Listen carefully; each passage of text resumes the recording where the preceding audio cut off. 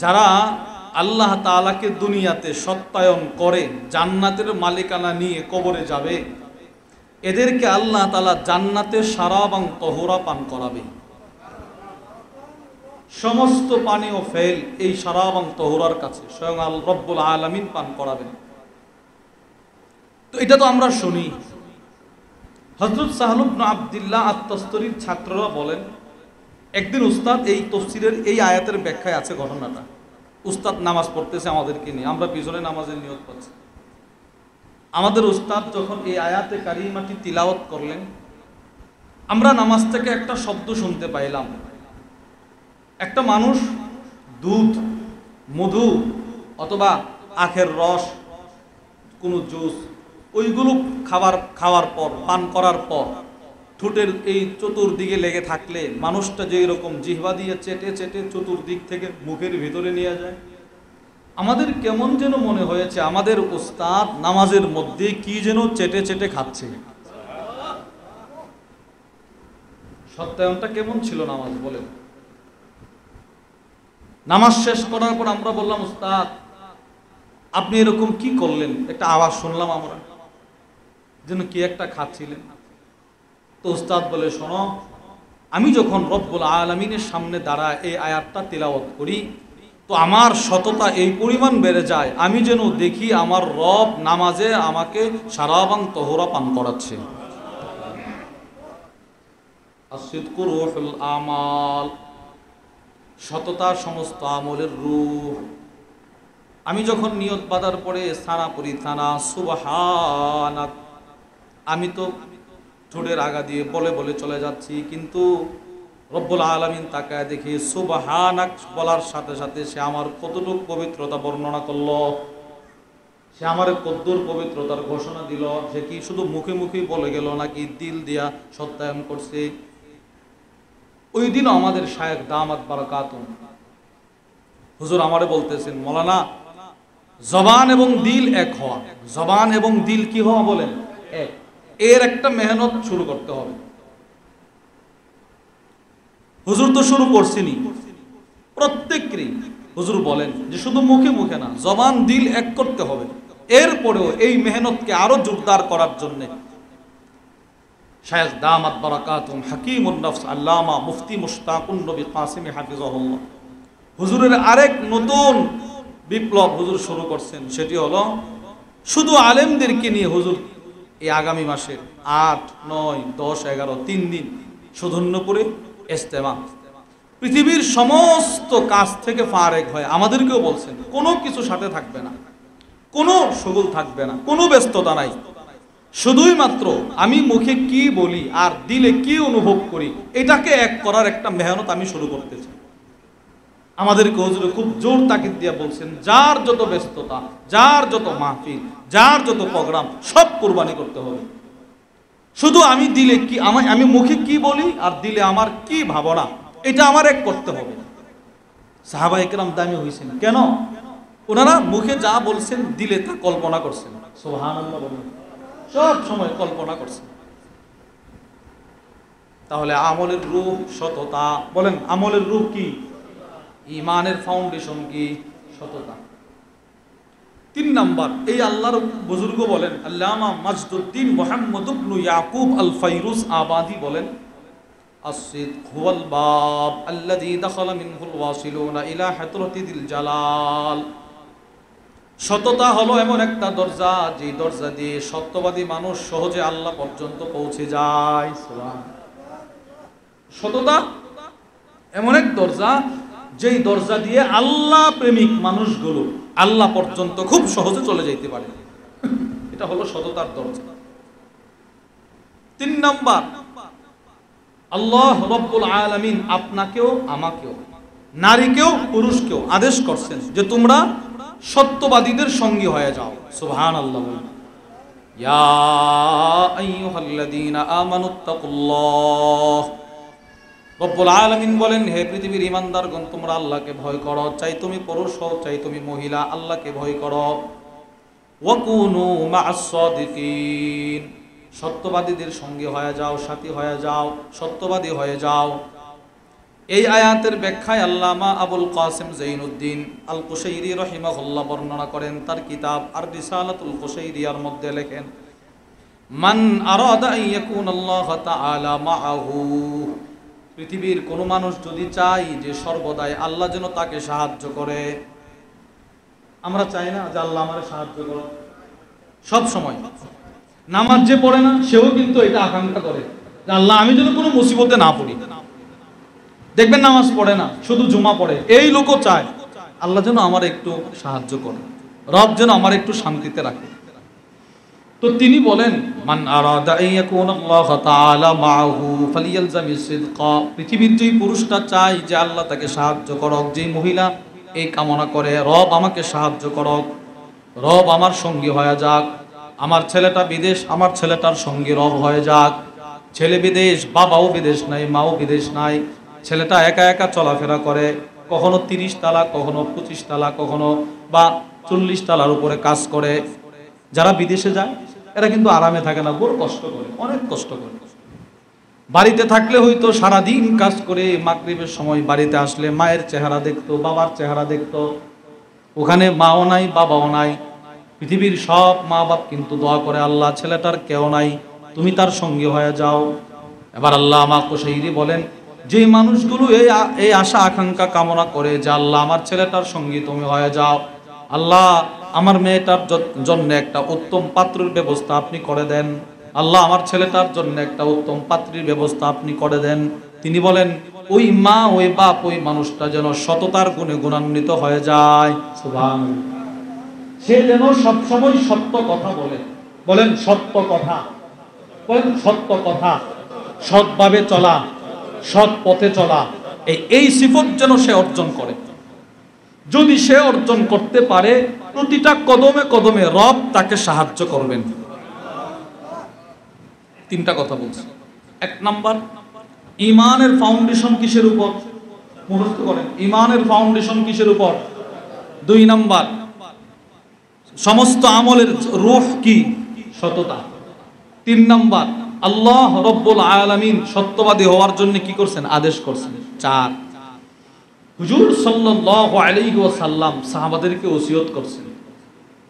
নবীজি যখন যেই সাহাবীকে ওসিয়ত করছেন তখন সে ছিল তার মুখাতাব, পরবর্তীতে যখন যে সেই ওসিয়তটা শুনবেন সে হবে তার মুখাতাব।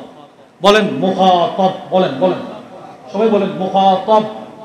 এর অর্থ হলো সংবোধিত ব্যক্তি, যাকে উদ্দেশ্য করে বলা হয় শ্রোতা। হুজুর সাল্লাল্লাহু আলাইহি ওয়াসাল্লাম আজ থেকে 1500 বছর পূর্বে এক সাহাবীকে একটা কথা বলছেন। এটা কিন্তু হাদিস হয়ে গেছে, সাহাবী চলে গেছে দুনিয়া থেকে, আমাদের নবীও দুনিয়ার সফর শেষ করছেন, বাদ বাকি নবীজির হাদিস দুনিয়াতে আছে না নাই? আছে। তো এখন এগুলো কার জন্য? যখন যে শুনবে তার জন্য। সুবহানাল্লাহ বলেন। নবীজির হাদিস যখন যে শুনবে তার জন্য। মনে করতে হবে নবীজি এই মুহূর্তে আমারে বলে গেছে এই কথা। আবু দাউদ শরীফের বর্ণনা, সিলসিলাতুল আহাদিসিস সহিহারও বর্ণনা, ওয়া আন শাদ্দাদ ইবনে আউস রাদিয়াল্লাহু তাআলা আনহু قال, হযরত শাদ্দাদ ইবনে আউস থেকে বর্ণিত, তিনি বলেন قال لي رسول الله সাল্লাল্লাহু আলাইহি ওয়াসাল্লাম, শাদ্দাদ ইবনে আউস বলেন আল্লাহর নবী আমাকে বললেন, হে শাদ্দাদ। আচ্ছা এবার বলেন শাদ্দাদ ইবনে আউস কি এখন আছে? নাই। কিন্তু শাদ্দাদ ইবনে আউস কি নবীজি যেই কথাগুলো বললেন সেই কথাগুলো এখনো পৃথিবীতে আছে।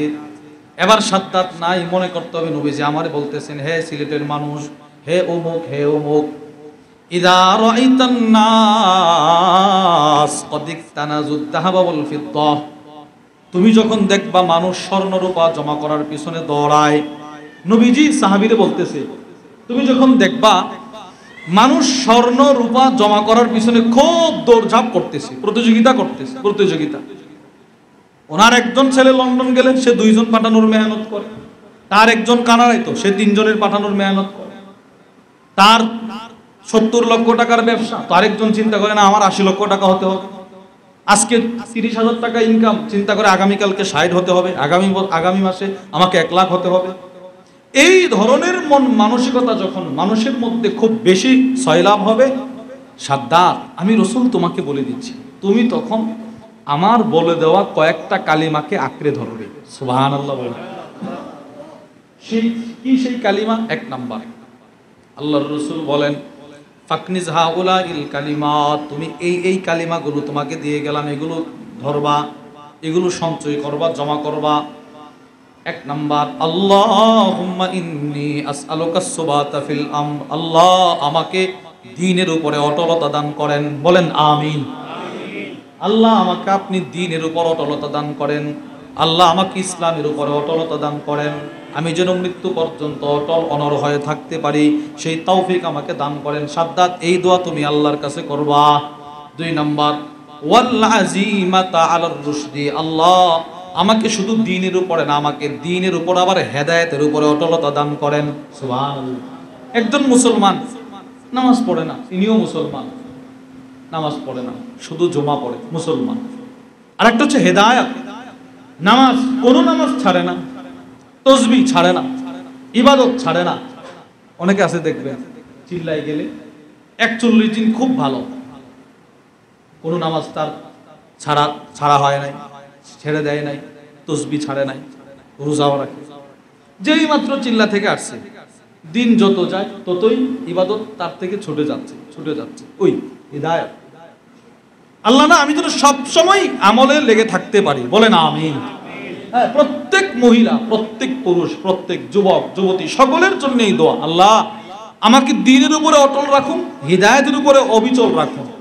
কারণ কে কখন হেদায়েত থেকে পথভ্রষ্ট হয়ে যায় কেউ বলতে পারে না। আরে আপনি শুনলে আশ্চর্য হবেন, আমার নবী, আপনার নবী, আমাদের রাসূল পর্যন্ত প্রত্যেক দিন নবীজি আকাশের দিকে দুইটা চোখ উঠায় দোয়া করতেন, আল্লাহ আমি যেন পথভ্রষ্ট না হই। আরে রাসূল কি পথভ্রষ্ট হওয়ার কোনো সম্ভাবনা ছিল? বলে না কথা, সম্ভাবনা ছিল। সমস্ত পথভ্রষ্ট মানুষকে 1500 বছর পূর্বে আয়েশা মক্কার জমিনে বসে বসে গোটা আলমের মানুষকে হেদায়েতের বাতি জ্বালিয়ে দিয়েছে। সেই নবী মুহাম্মদুর রাসূলুল্লাহ সাল্লাল্লাহু আলাইহি ওয়াসাল্লাম দোয়া করছে। আবু দাউদ শরীফের বর্ণনা, আম্মা জান উম্মে সালামা বলে, মা খারাজা রাসূলুল্লাহ সাল্লাল্লাহু আলাইহি ওয়াসাল্লাম মিন বাইতি ইল্লা রাফা'a তারফাহু ইলা সামা। আম্মা জান বলেন, আল্লাহর রাসূল যখনই আমার ঘর থেকে বের হইতেন তখন নিজের দুইটা চোখ আকাশের দিকে উঠাইতেন, এইভাবে আকাশের দিকে তাকাইতেন, তাকায় দোয়া করতেন, আল্লাহ আল্লাহ আমি আপনার কাছে ভিক্ষা চাই, আল্লাহুম্মা ইন্নী আউযু বিকা মিন আন আদিল্লা আও উদাল, আল্লাহ আমি কাউকে পথভ্রষ্ট করা থেকে, নিজে পথভ্রষ্ট হওয়া থেকে আপনার কাছে আশ্রয় চাই। সুবহানাল্লাহ। যেই নবীজির পথভ্রষ্ট হওয়ার কোনো সম্ভাবনা নাই, সেই রাসূল প্রতিদিন আল্লাহর কাছে দোয়া করতেন।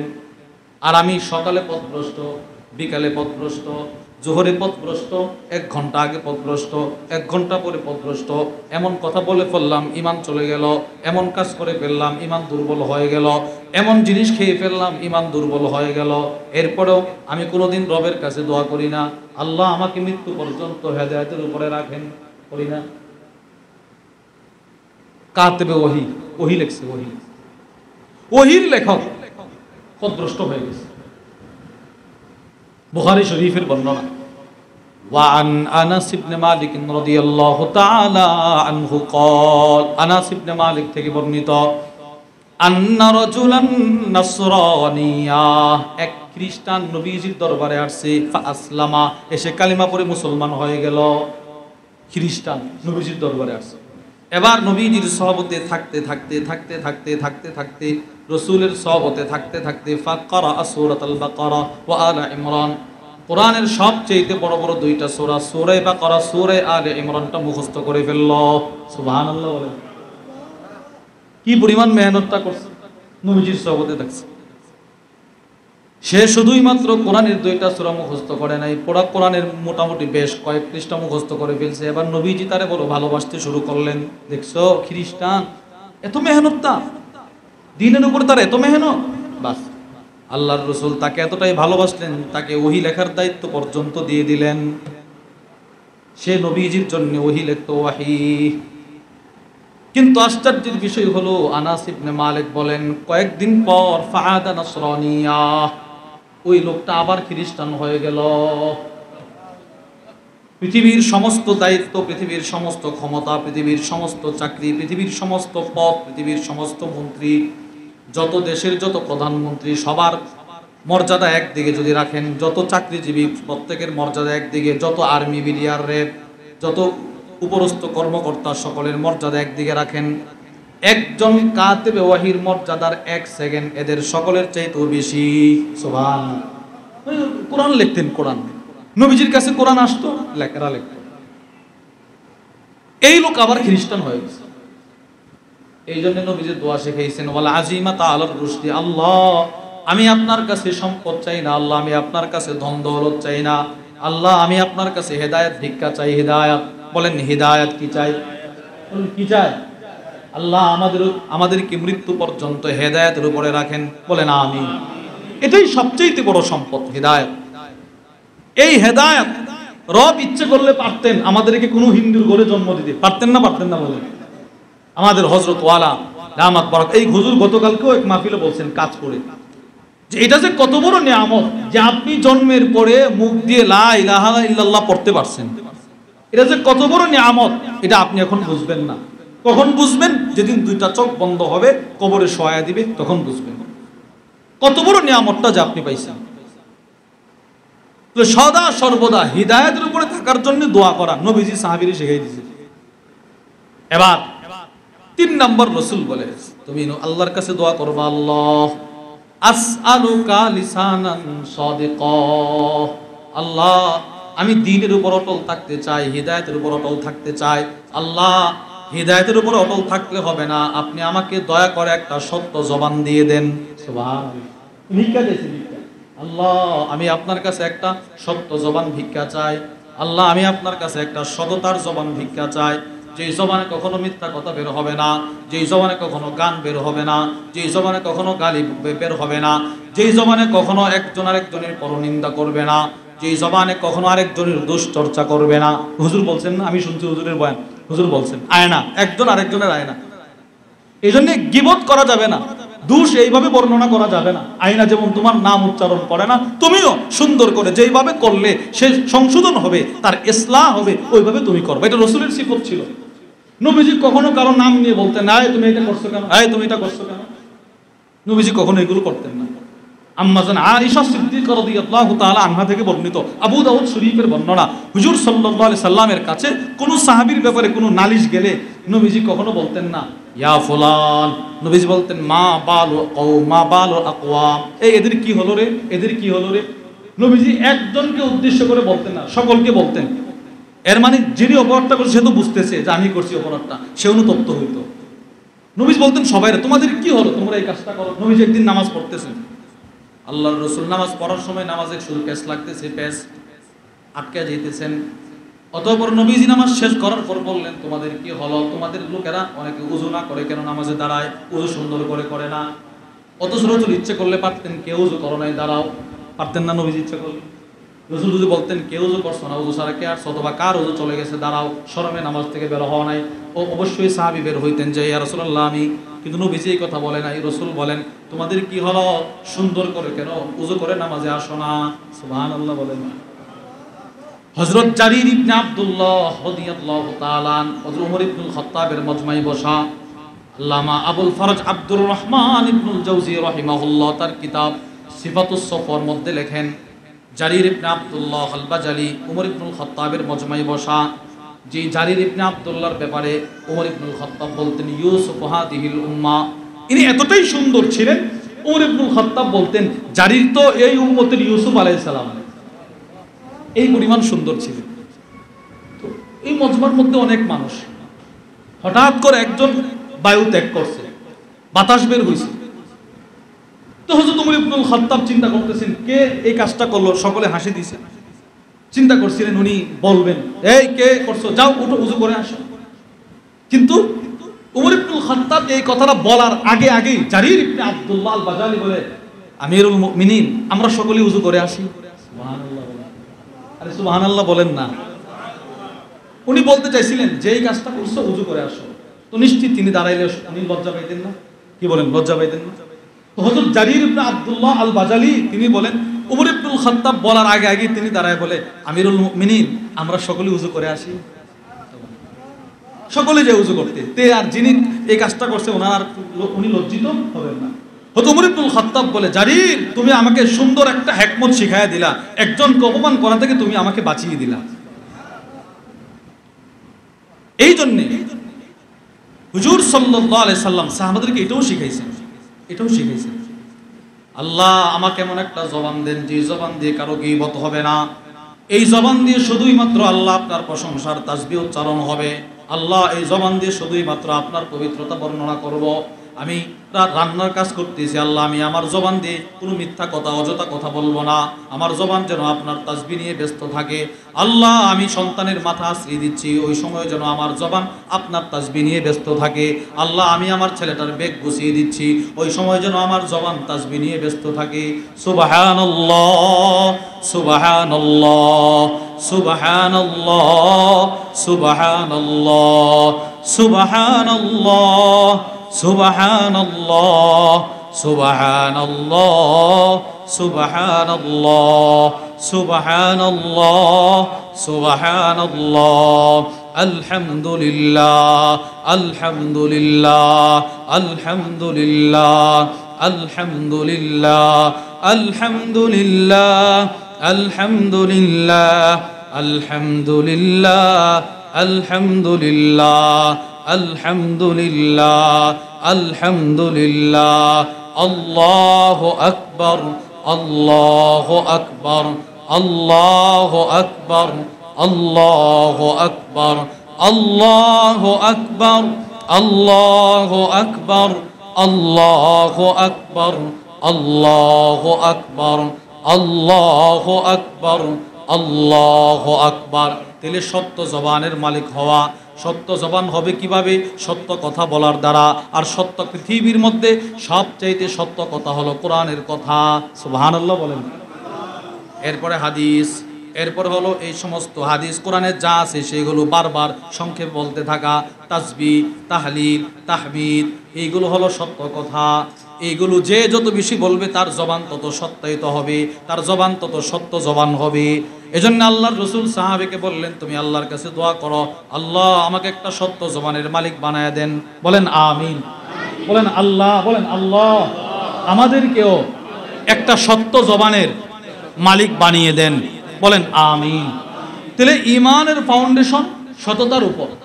ঈমানের ফাউন্ডেশন কিসের উপর? 2, আমলের রূহ। সবাই বলেন আমলের রূহ কি? সততা। 3, আল্লাহর আদেশ কি হওয়ার জন্য? সত্যবাদী হওয়ার জন্য। 4, হুজুর সাল্লাল্লাহু আলাইহি ওয়াসাল্লামের ওসিয়ত আমরা যেন সত্য জবানের কি হয়? মালিক হয়। 5, যত রাসূল দুনিয়াতে আল্লাহ পাঠিয়েছেন সমস্ত নবীরাই সত্যবাদী ছিলেন। বলেন সমস্ত নবীরা কি ছিল? সত্যবাদী। যেমন আল্লাহ কোরআনের মধ্যে নবীদের এই সততার সিফতটাও তুলে ধরছেন। বিসমিল্লাহির রহমানির রহিম, ওয়াযকুর ফিল কিতাবি ইব্রাহিম ইন্নাহু কানা সিদ্দীকান নাবিয়্যা। আল্লাহ ইব্রাহিম আলাইহিস সালামের ব্যাপারে বলেন, এই কিতাবে ইব্রাহিমের ঘটনাও বর্ণনা করো, স্মরণ করো। ইব্রাহিম আলাইহিস সালাম তিনি ছিল একজন সত্যনিষ্ঠা নবী। সুবহানাল্লাহ বলেন।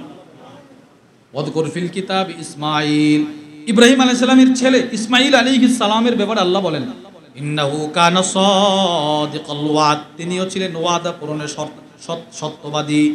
এবার ইদ্রিস আলাইহিস সালামের ব্যাপারে আল্লাহ বলেন, ওয়াযকুর ফিল কিতাবি ইদ্রিস ইন্নাহু কানা সিদ্দীকান নাবিয়্যা, ইদ্রিস নবীও ছিলেন সত্য নবী। এবার ইউসুফ আলাইহিস সালামের ব্যাপারে আল্লাহ বলেন, ইউসুফু আইয়ুহাস সিদ্দীক, হে সত্যবাদী ইউসুফ। পয়গম্বর ইউসুফও ছিলেন সত্যবাদী। সুবহানাল্লাহ বলেন। ওয়া মারইয়াম ইবনাতা ইমরান আল্লাতী আহসানাত ফারজাহা ফানাফাখনা ফীহি মির রূহিনা ওয়া সাদ্দাকাত বিকালিমাত। শুধুই মাত্র পুরুষরা সত্যবাদী ছিলেন না, নবীরা সত্যবাদী ছিলেন না, মরিয়ম আলাইহিস সালামও ছিলেন সত্যবাদী। সুবহানাল্লাহ বলেন। তাহলে পুরুষটা যেমন সত্যবাদী হওয়ার গুরুত্ব আছে, ঠিক ওই রকম প্রয়োজন আছে, ঠিক ওই রকম মহিলাদেরও সত্যবাদী হওয়ার দরকার আছে না নাই? সকলেই সত্যবাদী হতে হবে। আমাদের নবীও সত্যবাদী ছিলেন, আমাদের রাসূল সত্যবাদী, এটা আল্লাহও বলছেন, নবী নিজে বলছেন আমি সত্যবাদী। সুবহানাল্লাহ বলেন। সাহাবা ইকরাম সাক্ষী দিয়েছেন নবীজি সত্যবাদী, কাফেররা সাক্ষী দিয়েছেন নবীজি সত্যবাদী। 4টা কথা বলছি। 1 নাম্বার, রাসূল সত্যবাদী সাক্ষী দিয়েছেন কে? সবাই বলেন কে? 2 নবীজি সত্যবাদী, স্বয়ং নবী সাক্ষী দিয়েছেন। 3 নবীজি সত্যবাদী, সাহাবারা সাক্ষী দিয়েছেন। 4 রাসূল সত্যবাদী, কাফেররা সাক্ষী দিয়েছে। আল্লাহ সাক্ষী দিয়েছেন তার দৃষ্টান্ত। বিসমিল্লাহির রহমানির রহিম, মা ইয়ানতিকু আনিল হাওয়া। রব্বুল আলামিন বলেন, আমার দোস্ত নিজের থেকে কোনো কথা বলে না। ইন হুয়া ইল্লা ওয়াহয়ু ইউহা, আল্লাহর রাসূল যা বলেন সব ওয়াহি, আর ওয়াহি মিথ্যা না সত্য? সত্য। নবীজি সবসময় সত্য বলতেন। এবার নবীজি নিজে সাক্ষী দিয়েছে, আমি সত্য বলি।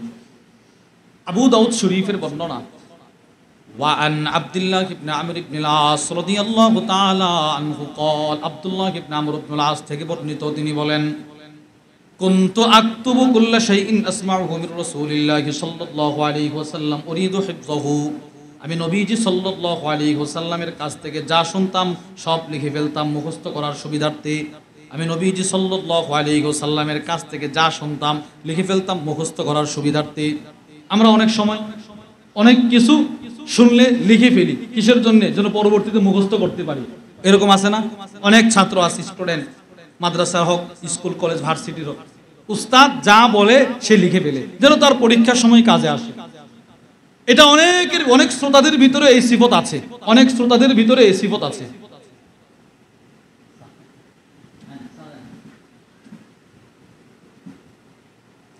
আমাদের হাজী সাহেব, এই সিলেটের হাজী সাহেব, আল্লাহ হাজী সাহেবের হায়াতে বরকত দান করেন।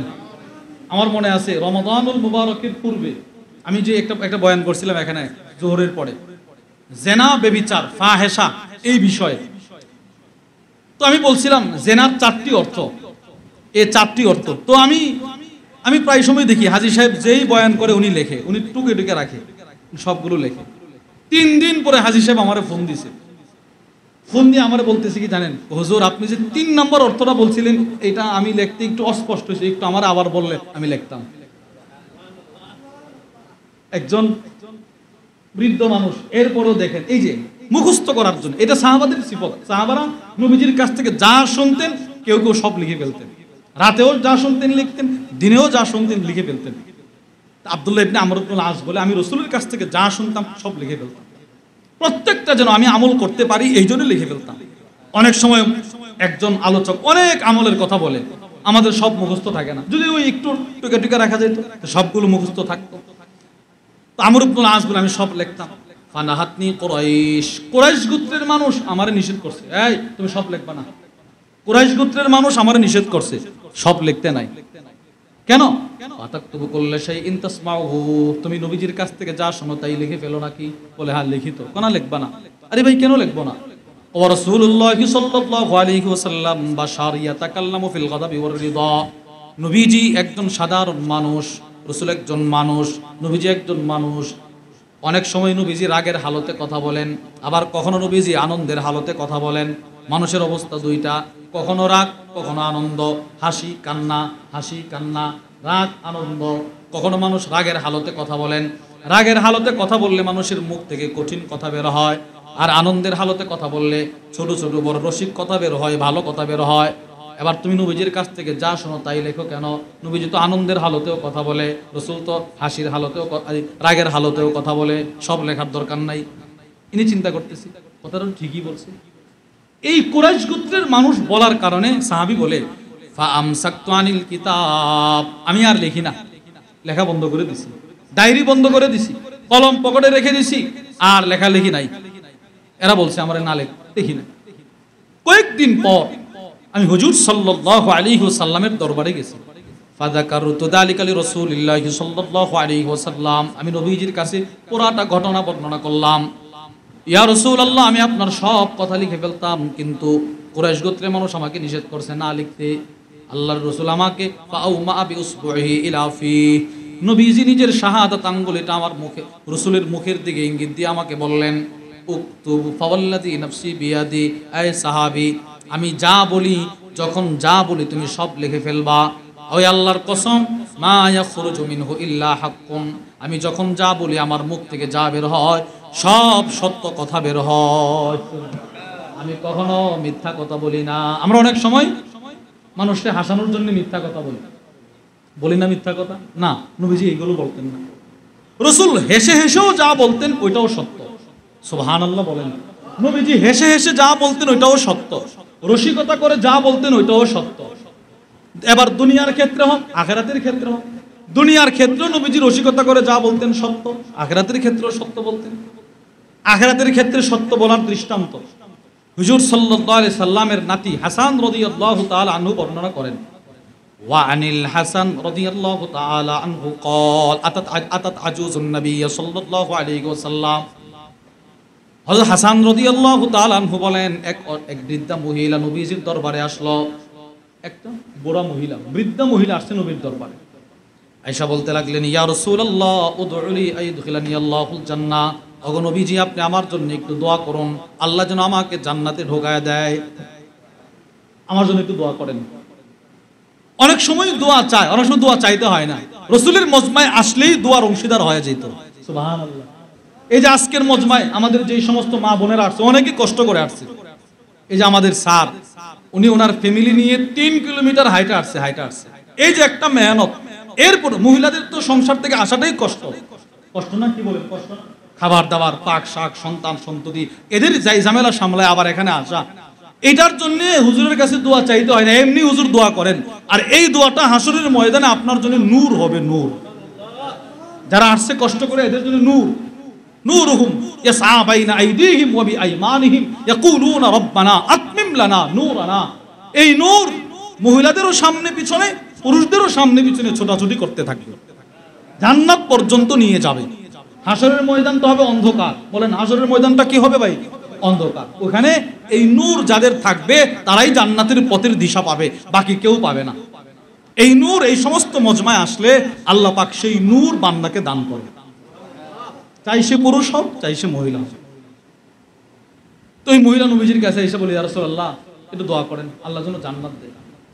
তো নবীজি একটু রসিকতা করে বললেন আর কি, ইন্নাল জান্নাহ লা ইয়াদখুলুহা আজুজ। না, জান্নাতে কোনো বৃদ্ধা মহিলা প্রবেশ করতে পারবে না। যে মহিলাটা আসছিল সেই বৃদ্ধা মানুষ। নবীজি বলেন, বৃদ্ধা মহিলা জান্নাতে প্রবেশ করবে না। এরপরে আর নবীজির কোনো কথা সে শোনে নাই, সে কান্না শুরু করছে। ফাওয়াল্লাতিল আজুজ তাবিকি। মহিলাটা কাঁদতে কাঁদতে নবীজির দরবার থেকে চলে যায়। আল্লাহর রাসূলের দরবার থেকে মহিলাটা কান্না শুরু করছে, দৌড় শুরু করছে। আল্লাহর রাসূল বলেন, আখবিরুহা, ও সাহাবারা, এই মহিলাকে সুসংবাদ দিয়ে দাও, আন্নাহা লা তাদখুলুহা ওয়া হিয়া আজুজ। পৃথিবীর যেই সমস্ত মহিলা নামাজি হবে, পৃথিবীর যেই সমস্ত মহিলা মুমিনা হবে, কানিতা হবে, সালিহা হবে, যে কখনো স্বামীর অবাধ্য হয় নাই, যে কখনো ইবাদত ছাড়ে নাই, যার কাজ তাকে ইবাদত থেকে বাধা দিতে পারে নাই, যার পাক শাক তাকে সঠিক সময়ে নামাজ পড়া থেকে বাধা দেয় নাই, যার পাক শাক তাকে আল্লাহর তাসবিহ পড়া থেকে বাধা দেয় নাই, যেই মহিলা সময়ের ফাঁকে ফাঁকে আল্লাহর তাসবিহ পড়েছে, ইবাদত করেছে, ওই মহিলাদেরকে আল্লাহ তাআলা চিরকুমারী বানায় আল্লাহর জান্নাতের মেহমান বানাবেন। সুবহানাল্লাহ। সে কি জানে না? আল্লাহ যে বলছে, ইন্নাল্লাহ তাআলা ইয়াকুল ইন্না আনশানাহুন্না ইনশাআ ফাজআলনাহুন্না আবকারা। রব্বুল আলামিন বলেন, পৃথিবীর সমস্ত নেককার মহিলাদেরকে আমি আল্লাহ চিরকুমারী বানায়া জান্নাতের হুরদের সর্দার বানায়া দিব। কোন মা বোনকে বানাবেন?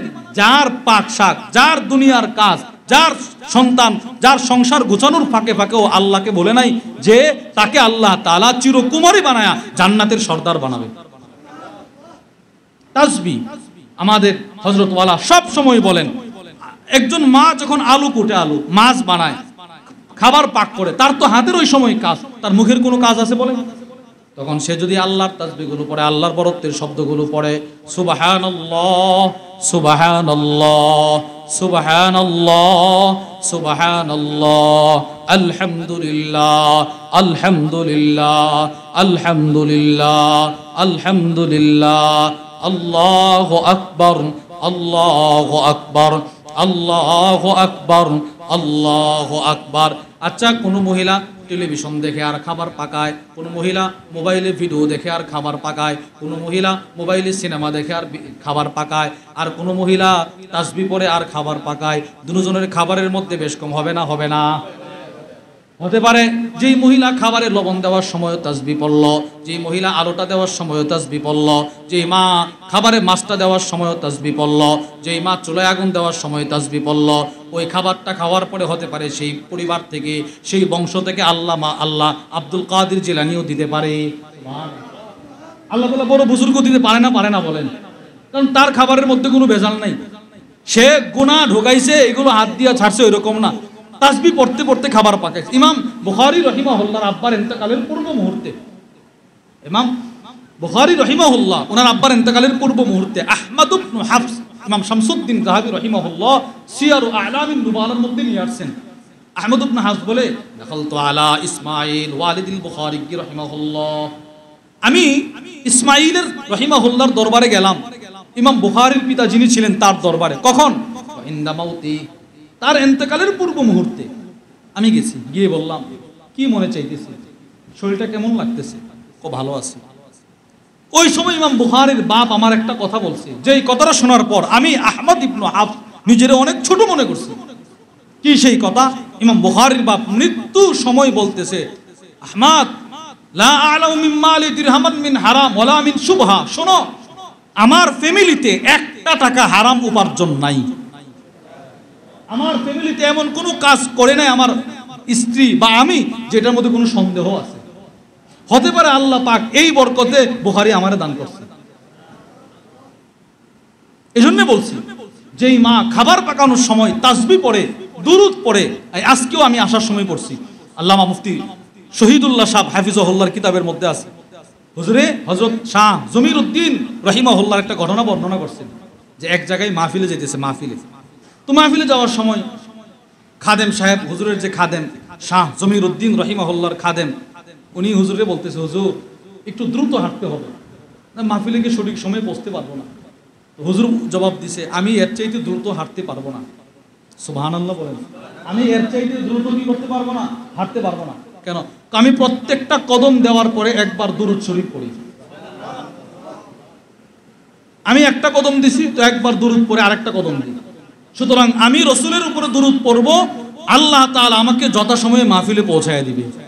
এরপর হুজুর বলছিলেন, শোনো, আজকেও যে আমার চেহারা এত সুন্দর, আল্লাহ যে আজকেও আমাকে এত সুস্থ রাখছে, আমি মনে করি এই দুরূদের বরকতে। তাহলে দুরূদ পড়তে পড়তে যদি খাবারটার এই তরকারির মধ্যে লবণটা দেওয়া হয়, দুরূদ পড়তে পড়তে আলোটা ছাড়া হয়, দুরূদ পড়তে পড়তে কি বলে আপনার ঢেঁড়সটা রাখা হয়, দুরূদ পড়তে পড়তে তেলটা ছাড়া হয়, তাহলে ওই খাবারটা কেমন হবে বলেন? ওই খাবার যিনি খাবেন, ওই খাবার থেকে তার শরীরে ইবাদতের শক্তি কেমন হবে বলেন? এই জন্যে মা বোন সকলেই, প্রত্যেকে, আমি যখন আমার ঘরের কাজ করব, তখন তো আমার মুখের কোনো কাজ নাই, হাতের সব কাজ। ওই সময়ও ফাঁকে ফাঁকে রবকে আমি ভুলি নাই, আমি চুলার সামনে দাঁড়ায়ও রবকে ভুলি নাই, আমি মাছ বানাইতে গিয়েও রবকে বলি নাই, আমি গোশত পাকাইতে গিয়েও রবকে বলি নাই। এটার জানান দিতে গিয়ে আমাকে তাসবিহ পড়তে হবে।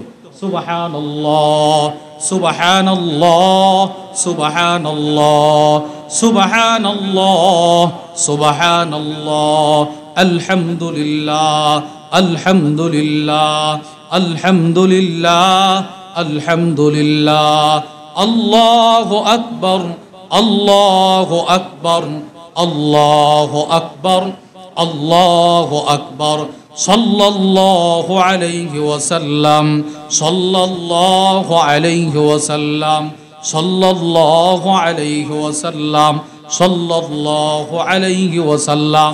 এই তাসবিহগুলো পড়া, বলেন ইনশাআল্লাহ, ইনশাআল্লাহ।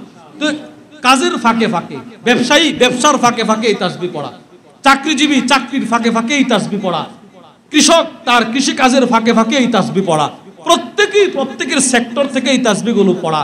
কোনো ব্যবসায়ী যদি ব্যবসার ফাঁকে ফাঁকে এই তাসবিহগুলো পড়ে, নবীজি বলেন সে হাসরের ময়দানে আমি নবীর সাথে জান্নাতে থাকবে। তিরমিজি শরীফের হাদিস। ওয়া আন রিফাআহ রাদিয়াল্লাহু তাআলা আনহু قال, হযরত রিফাআ বলেন, খরজতু মা রাসূলিল্লাহ সাল্লাল্লাহু আলাইহি ওয়াসাল্লাম ইলাল মুসাল্লা। হযরত রিফাআ বলেন, আমরা হুজুর সাল্লাল্লাহু আলাইহি ওয়াসাল্লামের সাথে মসজিদের উদ্দেশ্যে রওনা হইলাম। নবীজি আমাদের সামনে, আমরা নবীজির পিছনে। মসজিদে যাইবো, আমরা নবীজির সাথে যাইতেছি। ফারা'আন নাস ইয়াতাবায়াউন, তাকায় দেখি মানুষরা পরস্পর বেচা কিনা করতেছে, বেচা কিনা। এইদিকে নামাজ শুরু হয়ে যাবে, এদিকে মানুষ বেচা কিনা করে। রাসূল দেখছে এটা। নবীজি এই দৃশ্যটা দেখার পর ছোট্ট করে একটা ভাষণ দিছে। ক্বালা রাসূলুল্লাহ সাল্লাল্লাহু আলাইহি ওয়াসাল্লাম, আল্লাহর নবী বলেন, ইয়া মাশারাত তুজ্জার। রাসূল বলেন, হে ব্যবসায়ীরা, এই ব্যবসায়ীরা, এই ব্যবসায়ীরা। ফাস্তাজাবু লিরাসূলিল্লাহি সাল্লাল্লাহু আলাইহি ওয়াসাল্লাম ওয়া রাফাউ আনাকুহুম আবসারহুম ইলাই। সব ব্যবসায়ীরা এদের চোখ আর গর্দান উপরের দিকে উঠায়া নবীজির দিকে তাকাইল। সবাই চোখ গর্দান এইভাবে নবীজির দিকে তাকাইছে। অনেক সময় আছে দাওয়াত তাবলীগের মানুষ একজনকে বলে, ভাই মসজিদ থেকে কিছু মেহমান আছে, আপনি কিছু কথা বলবেন। হুজুর বলেন। এই বলেন বিলা উনি ওনার দোকানের কাজ করে, এই মাল দিতেছে, এই করতেছে, সেই করতেছে। তো উনি দাওয়াত আল্লাহর কথা বলতেছেন, সেইটারে কানে নিতেছে না, সে তার কাজ করতেছে না। ভাই এটা আদবের খেলাফ। বলেন এটা কি আসছে? উনি তো আপনারা আধা ঘন্টা সময় নষ্ট করবে, উনি 2 মিনিটের জন্য আপনারা কিছু কথা বলবে। তো নবীজি ডাক দিছে, এই ব্যবসায়ীরা, সব ব্যবসায়ীরা এদের কাজ বন্ধ করে নবীজির দিকে তাকায় দিছে। এবার আল্লাহ রাসূল কি বলে দেখেন। আল্লাহ নবীজি বলেন, ইন্নাত তুজ্জার ইউবাসুনা ইয়াউমাল কিয়ামাতি ফুজ্জারা। আল্লাহর রাসূল বলেন, সব ব্যবসায়ীরা হাসরের ময়দানে ফাজের হয়ে উঠবে, ফাজের, জাহান্নামী হয়ে উঠবে, জাহান্নামী। সব ব্যবসায়ীরা জাহান্নামী হয়ে উঠবে, সব ব্যবসায়ীরা জাহান্নামের লাকড়ি হয়ে উঠবে। তবে 3টা গুণ যেই ব্যবসায়ীদের মধ্যে থাকবে, সে পরকালে জাহান্নামী হয়ে উঠবে না, সে আমি রাসূলের দোস্ত হবে, দোস্ত। কয় গুণ বলেন? বলেন কয়টা গুণ ভাই? 3টা গুণ যেই ব্যবসায়ীর ভিতরে থাকবে, রাসূল বলেন ওই ব্যবসায়ী পরকালে নবীদের বন্ধু হবে, শহীদদের বন্ধু হবে, সিদ্দিকদের বন্ধু হবে, সালেহিনদের বন্ধু হবে। তাহলে ব্যবসা করেও নবীজির বন্ধু হওয়া যায় না? যায় না? যায়। 3টা গুণ। 1 নাম্বার, ইল্লা মানিত্তাকাল্লাহ। যেই ব্যবসায়ী তার ব্যবসার মধ্যে আল্লাহরে ভয় করছে। যেই ব্যবসায়ী ব্যবসার মধ্যে কাকে ভয় করছে বলেন? আল্লাহকে ভয় করার অর্থ হলো যাকাত ফরজ হয়ে যাকাত দিয়ে দিল, যাকাত সে নষ্ট করে নাই, গরিবের হক নষ্ট করে নাই। যখন যেটা ফরজ তখন সেটা সে করছে, আদায় করছে। যেই ব্যবসায়ীর ব্যবসা তাকে নামাজ থেকে বাধা দিতে পারে নাই, যেই ব্যবসায়ীর ব্যবসা তাকে জিকির থেকে বিরত রাখতে পারে নাই, ব্যবসাও করতেছে, জিকিরও করতেছে। যেই ব্যবসায়ীর ব্যবসা তাকে আজান শোনার পরে দোকানে বসে থাকতে দেয় নাই, ওই ব্যবসায়ী পরকালে আমি নবীজির সাথে জান্নাতে থাকবে। 2 নাম্বার, যে ব্যবসায়ী ব্যবসার ফাঁকে ফাঁকে নেক আমল করছে, নেক আমল, ব্যবসাটাই নেক আমল হয়ে যাবে যদি সঠিকভাবে ব্যবসা করা যায়। সেটা কি? রাসূল বলেন, যে ব্যবসায়ী তার ব্যবসার ফাঁকে ফাঁকে কাস্টমার আসছে তো টাকা দিতেছে, সুবহানাল্লাহ, টাকা নিতেছে, সুবহানাল্লাহ, পণ্য দিতেছে, সুবহানাল্লাহ, পলিথিন ব্যবহার করতেছে, সুবহানাল্লাহ, পালাই মাপতেছে, সুবহানাল্লাহ, এবার দোকান বন্ধ করতেছে, সুবহানাল্লাহ, পরের দিন সকালে দোকান খুলতেছে, সুবহানাল্লাহ, নামাজ থেকে আসলো দোকান খুলতেছে, বিসমিল্লাহ, কেশে টাকা রাখতেছে, বিসমিল্লাহ। আর আমাদের সমাজে কি করে জানেন? সকালবেলা যখন প্রথম বেচা কেনাটা হয়, সাইড হইছে, সাইড কি বলে আপনাদের দিকে? কি বলে? আমাদের দিকে সাইড বলে। প্রথম যে বেচে হুজুর সাইড করে লই, এর আগে কারো বাকি দেয় না, কিছু দেয় না, হুজুর প্রথম সাইড করি নাই, অত প্রথম ক্রয় বিক্রয় আমার এখনো হয় নাই দিনের শুরুতে, বাস 10 টাকা আসলে এই টাকাটারে এইভাবে চুমা দিয়া কেসে রাখে না। রাসূল এটা শিখাই নাই। তুমি বিসমিল্লাহ বলে রাখো, এবার আরেক কাস্টমার আসার আগ পর্যন্ত তুমি তসবিহ পড়তে থাকো, তাসবিহ পড়তে থাকো, দেখবা রব তোমার ব্যবসায় কি পরিমাণ বরকত দেয়। ব্যবসায় বরকত আছে। ওয়াবাররা, তাহলে আল্লাহর রাসূল বলেন সব ব্যবসায়ীরা হাসরের ময়দানে জাহান্নামী হয়ে উঠবে। যেই ব্যবসায়ী আল্লাহকে ভয় করছে, ব্যবসার মধ্যে মানুষকে ঠকায় নাই। অনেক সময় ঠকা, মনে করেন 6টা মালটা, 7টা আপেল দিলে 1 কেজি হয়, কথার কথা, 7টা আপেল দিলে 1 কেজি হয়। তো সে চিন্তা করে যে পলিথিনে আপেলটা দিব, যে ঠোঙ্গায় আপেলটা রাখবো ওইটা একটু ভারী করে দে, নিচে একটা কিছু দিয়ে দে, যেন 7টা না দেওয়া লাগে, যেন 5টা আপেল দিলে 1 কেজি হয়ে যায়। কেন? যেন আমার মাল না কমে, না কমে। রাসূল বলে না, এইগুলো করলে তোমার সম্পদও কমবে, তোমার টাকাও কমবে। হুজুর কেমনে কমবে? তো তুমি না তার কাছ থেকে 10 টাকা লাভ করলা, বাটপারি করে, ধোঁকা দিয়ে, প্রতারণা করে, কিন্তু রব তোমাকে এমন একটা অসুস্থতা দিয়ে দিবে 50,000 চলে যাবে।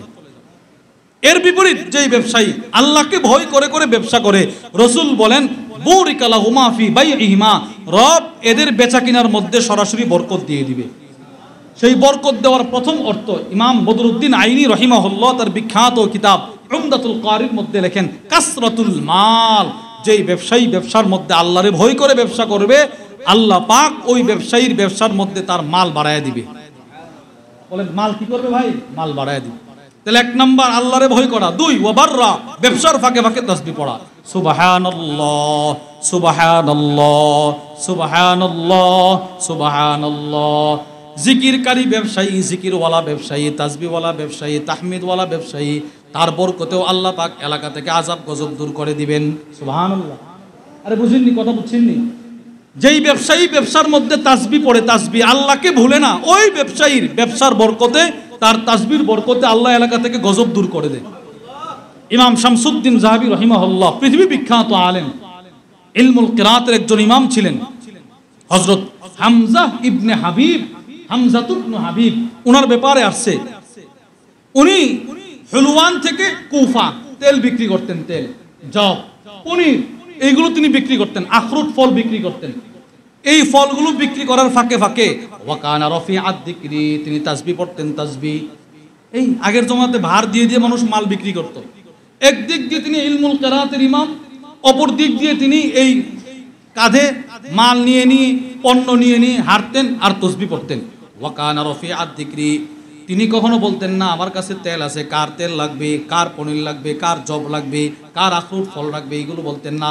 তিনি ভার কাঁধে নিয়ে নিয়ে বলতেন সুবহানাল্লাহ সুবহানাল্লাহ সুবহানাল্লাহ সুবহানাল্লাহ সুবহানাল্লাহ সুবহানাল্লাহ, আলহামদুলিল্লাহ আলহামদুলিল্লাহ আলহামদুলিল্লাহ আলহামদুলিল্লাহ, লা ইলাহা ইল্লাল্লাহ লা ইলাহা ইল্লাল্লাহ লা ইলাহা ইল্লাল্লাহ লা ইলাহা ইল্লাল্লাহ লা ইলাহা ইল্লাল্লাহ, আল্লাহু আকবার আল্লাহু আকবার আল্লাহু আকবার আল্লাহু আকবার আল্লাহু আকবার আল্লাহু আকবার, আস্তাগফিরুল্লাহ আস্তাগফিরুল্লাহ আস্তাগফিরুল্লাহ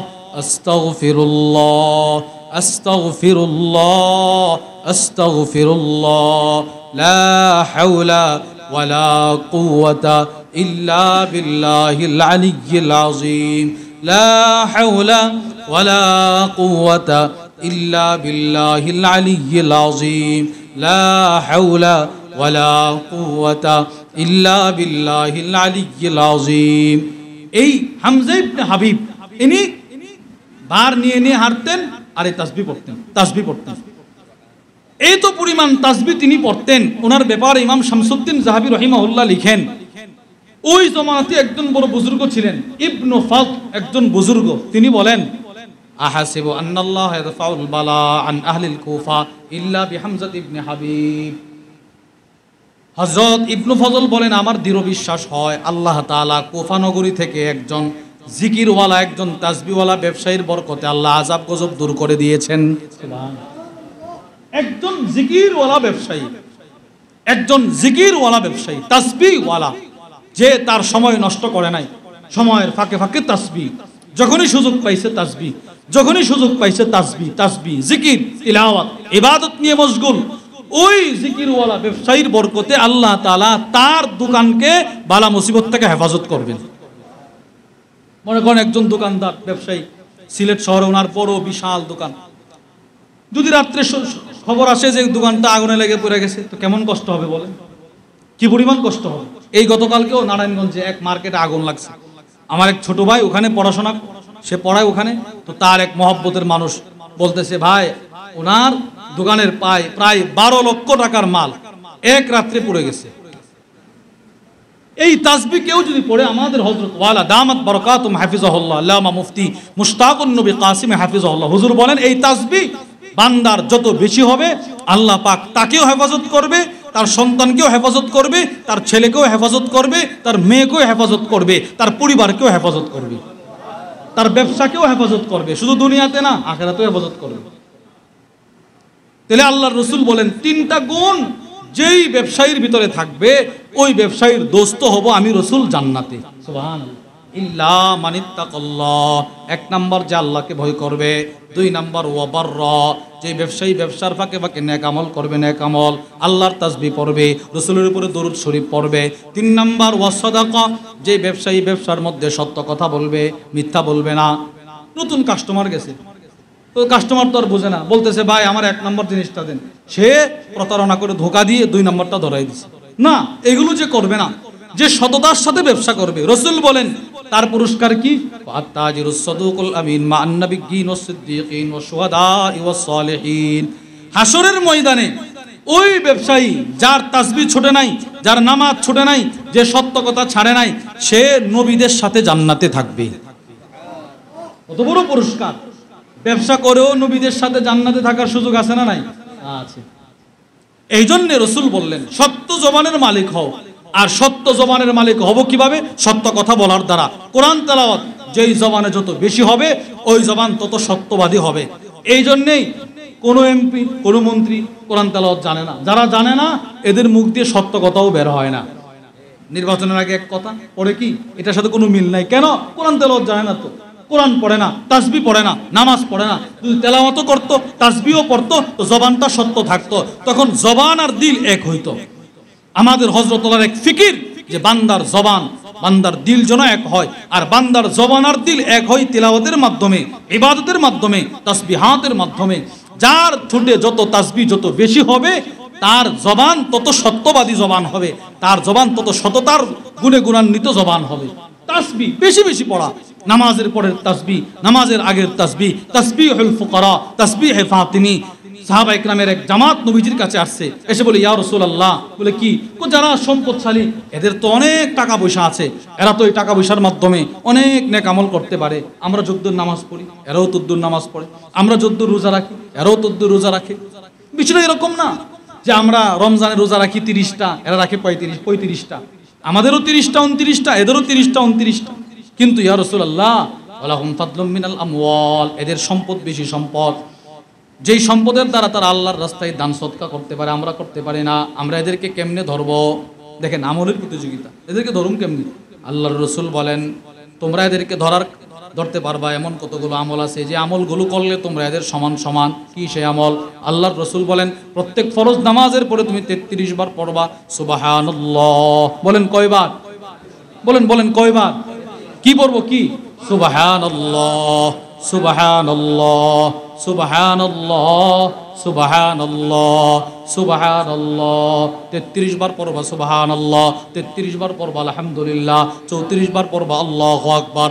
আল্লাহর রাসূল বলেন তুমি যদি এই তাসবিহগুলো পড়তে পারো, বড় বড় ব্যবসায়ী সাহাবাদের সমান সমান তোমার আমলগুলো হয়ে যাবে। সুবহানাল্লাহ। এই তাসবিহ অভ্যস্ত হতে হবে, এই তাসবিহর মধ্যে অভ্যাস নিয়ে আসতে হবে, নিজের ভিতরে অভ্যাস গড়ে উঠাইতে হবে যে না আমার তাসবিহগুলো পড়তেই হবে প্রত্যেক নামাজের পরে।